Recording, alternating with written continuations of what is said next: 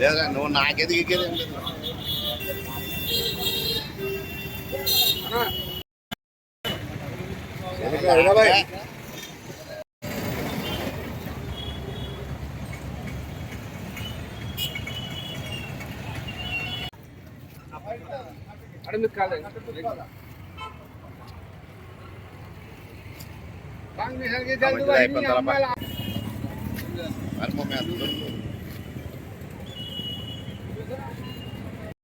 ఆ సంచిలో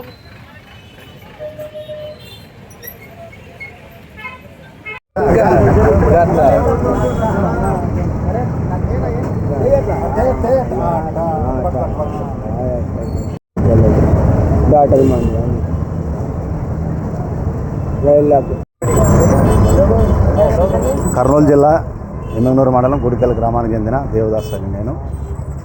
corona టైంలోన అన్నంకి అల్లాడిపోతున్న bus stand దగ్గర ఉన్న ఈ పెద్ద ఆయనలను చూసి ఆ రోజుల్లో నేను అడిగినాను. బస్టాండ్ దగ్గర చూస్తే 12 గంటలు 1 గంట వరకు ఆ రోజు కరోనా టైంలోన లాక్డౌన్ అప్పటి వరకే బంద్ చేసేవాళ్ళు. 12-1 గంట వరకు నుంచి బంద్ చేసేవాళ్ళు. నేను సాయంత్రం వెళ్ళి అడిగితే మాకు అన్నం లేదప్ప, హోటల్ గిట్టలు ఏమీ తెరడం లేదు, మాకు అన్నం తెచ్చేసామని అడగడం జరిగింది. వీళ్ళు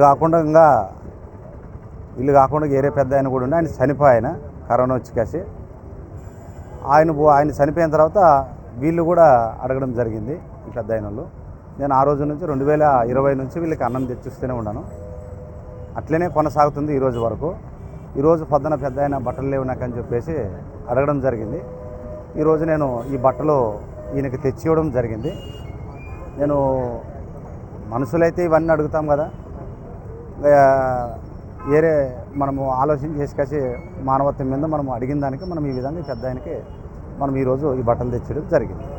నా పేరు దేవదాసు, గుడేకల్ గ్రామం. ఇలాంటి వాళ్ళు ఎమ్మెగనూరులో ఎవరున్నా నాకు చూసినప్పటికైనా, నేను ఇలాంటి వాళ్ళు ఉన్నారని నాకు తెలిసినప్పటికైనా, ఇలాంటి వాళ్ళు ఎవరున్నా కూడా నేను ఈ విధంగా సాయం చేస్తానని నేను ఈ విలేకరు సందర్భంగా నేను ఈ విధంగా మాట్లాడుతున్నాను.